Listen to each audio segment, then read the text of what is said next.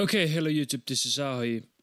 So, this week's topic will be a really long one, and it's super controversial, and it is how to pitch correct properly. Hey, I forgot to mention that this tutorial is not how to use your pitch correction software. The manuals are for that. This is more for ethical reasons. For starters, I have a song that most likely all of you have heard called Don't Stop Me Now by Queen, and they actually just released multitracks for this song via Talent House. I'll put the link in the description below. They were meant for some remix competition, but they are really good tracks to analyze because you can actually hear how much Freddie Mercury, who is considered to be one of the best singers in the world, how much he actually sings off key. The song is in the key of F major. So let's put it to F major. Let's listen to the track. This is with the auto-tune on bypass. Tonight I'm gonna have myself a real good time. I feel alive. Okay, since Freddie Mercury is a tenor, I have put it to tenor, and I will put it to the so-called T-Pain settings. So retune speed to maximum, and that's it. And the song is now in the key of F major. And let's listen how it sounds now with the auto-tune on. Tonight I'm gonna have myself a real good time. So that is the way, the reason why I hate the modern pop music, because they are trying to, with air quotes, to make the singer sound better, when what they are really doing is that they are killing all the nuances that the singer has. Like Freddie Mercury, for example, has this really awesome vibrato, and the autotune is just killing it. Just listen. Tonight I'm gonna have myself. And same with autotune. Tonight I'm gonna have myself. So autotune in the auto mode is really awful, and I don't like it at all. But there are many tools for pitch correction. For example, I really like the one that Waves has, which is this Waves tune.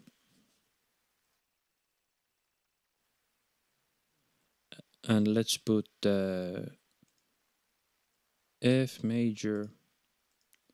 Okay, how this works is that it first scans it through, and then we'll see the pitch correction. Tonight I'm gonna have myself a real good time. Okay, let's listen how it sounds. Tonight I'm gonna have myself. As we can hear, that sounds way more natural, and the amount of pitch correction is way less than what you do with the T-Pain settings. You can easily hear that when it was doing the vibrato, for example, on this one, it jumped to the key of D instead of pitch correcting it to the key of E, like it's supposed to be. So I like this better because it's just tracks differently. But also, if you didn't know, the Cubase also comes with a tool called Pitch Correct. And let's set the source to major, F, and let's see how this reacts. So the speed 100 is the same as the T-Pain settings. Tonight I'm gonna have myself. Okay, so that's too much. Let's turn it down. Tonight I'm gonna have myself a real good time. Okay, that's close. Tonight I'm gonna have myself a real good time. Okay, so those are the old school autotune variants that I have. But then there's also Melodyne. I only have the cheaper version of Melodyne. I don't have the full version. So the difference is that it's limited to correcting and quantizing. But let's see. It works in the same way. You first transfer and then it analyzes and then it pitch corrects. Tonight I'm gonna have myself a real good time. I feel alive.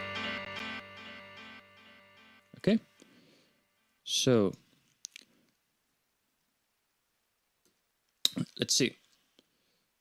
Tonight I'm gonna. So this is the uncorrected. Let's correct pitch.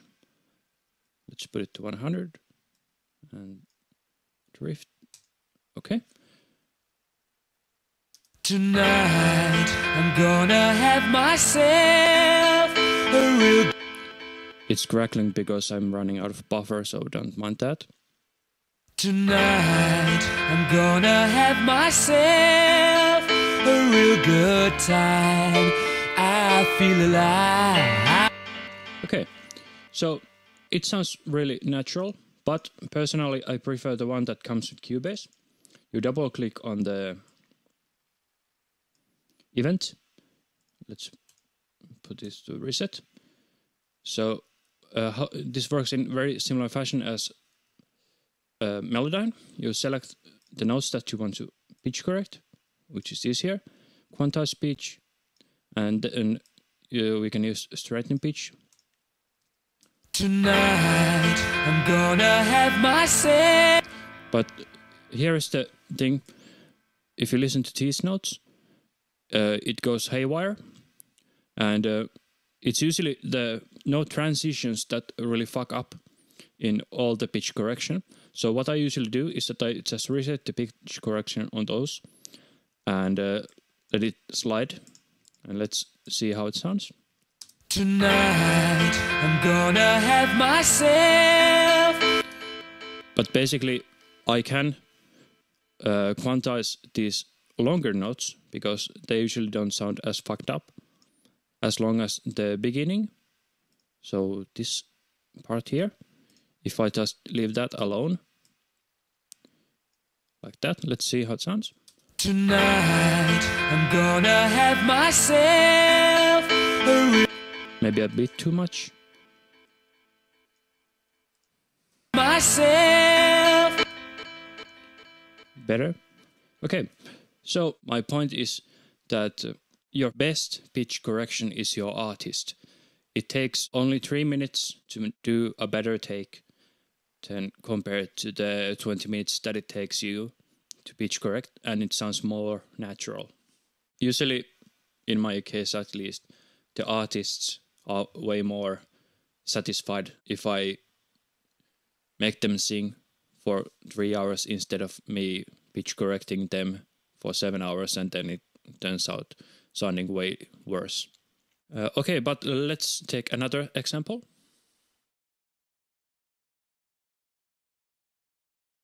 The problem here was that Oscar, who sang the lead vocals for this song, is a really good growler, but he or I are neither very good singers. So what I did first was that I made a version without any vocals, and I played a lead guitar that about played what I had in mind for the vocal melody.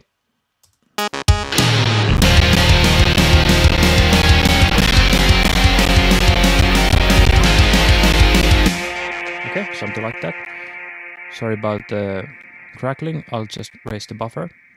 So after I had done the guide track, in the same fashion I find out what was the melody, and I exported it to MIDI, and then I used that for the lead vocals. So this is how the end result looked like, and as you can see, it is not like straight like this, but it's slightly curvy, because that way it still sounds slightly tuned. But that was what I was after with the vocals. So let's hear how it sounds with the vocals.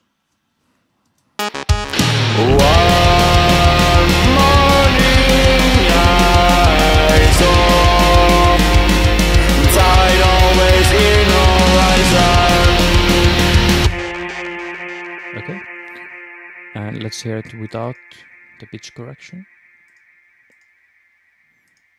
As we can see, there are some wrong notes. So that is how much I fixed the pitch. So I fixed them because they were in wrong notes, not because they were, you know, slightly out of tune. So if the problem is bigger than a half note, if it's possible, try to retrack, but we were short on time, so we this was the take number 20, so I just didn't want to do it anymore, so we just went with that. And then we comped the text together, and let's hear how it sounds without the pitch correction. Reset.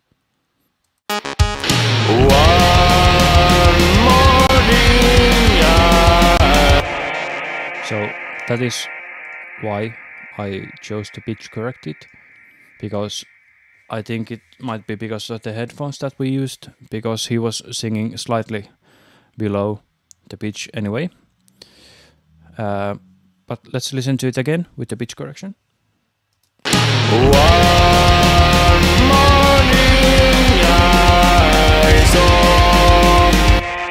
So I would say, if you have a talented singer, they don't need to Freddie Mercury or even close, but like singer who has sang enough so that they can keep the pitch and sound good, don't pitch that unless they are totally out of key and you can't retrack. But if you have a singer who has some major performance issues, or they are really pressed against time, then you might want to consider pitch correcting. But if possible, please try to make the singer sing it correctly, because it makes the end result sound way more natural if you pitch correct less than 3 semitones. Okay, what I forgot to mention was that how much can you pitch correct? Well, I would say the borderline is you can change the pitch, but straightening the pitch is, in my opinion, when you can hear it, it's too much. So let's take this same track on solo and let's put it to full pitch correction.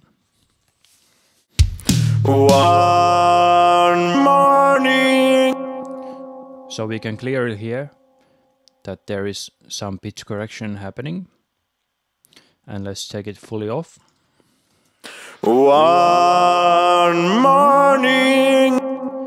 Okay, as we can hear, there is some really false notes. As we can hear, there's a lot of swing in the note in this one. So let's straighten that up just a bit.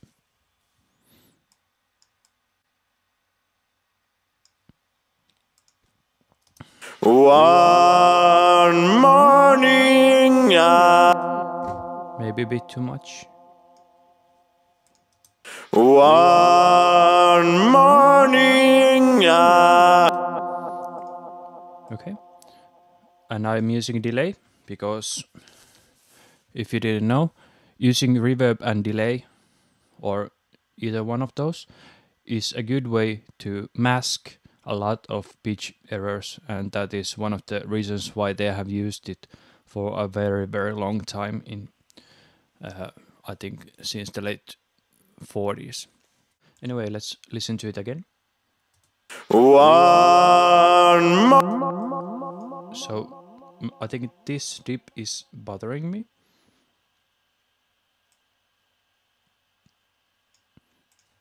Let's hear how it sounds.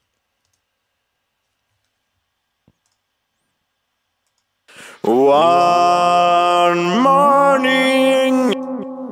Okay, let's straighten that also.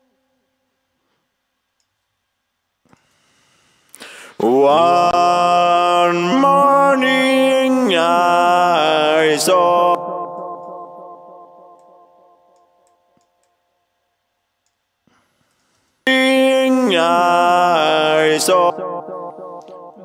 That one is a bit bothering me. Let's re-listen. Too steep.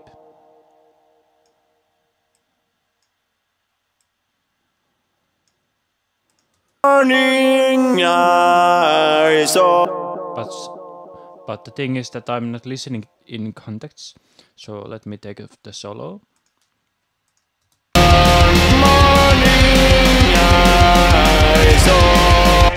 Okay. Because there is so much happening in the background, it was not bothering me at all. So let's leave it like that. Let's continue. I saw. But let's see if I can slightly do something to it.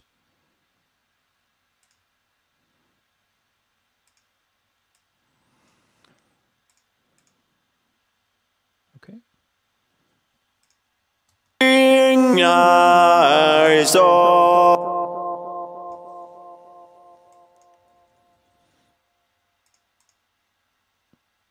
Okay, that is one of the reasons why it sounded off.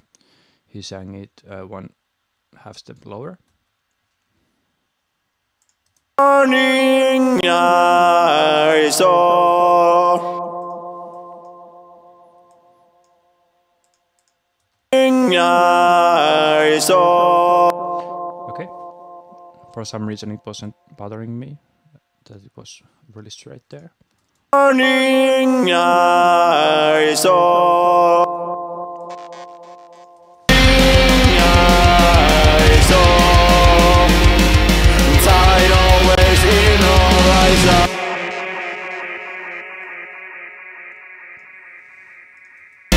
Tide always in horizon. Ocean.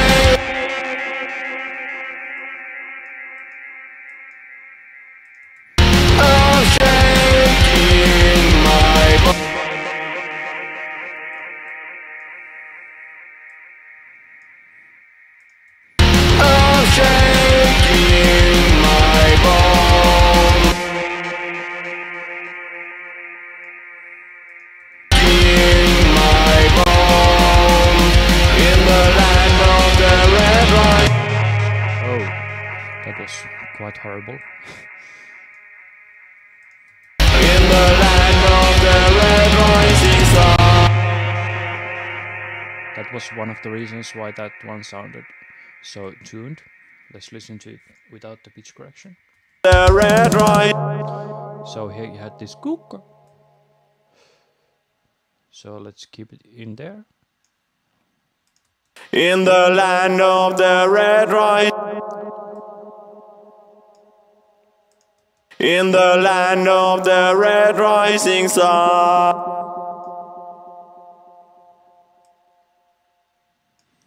Okay, let's listen to it again. In the land of the red rising sun.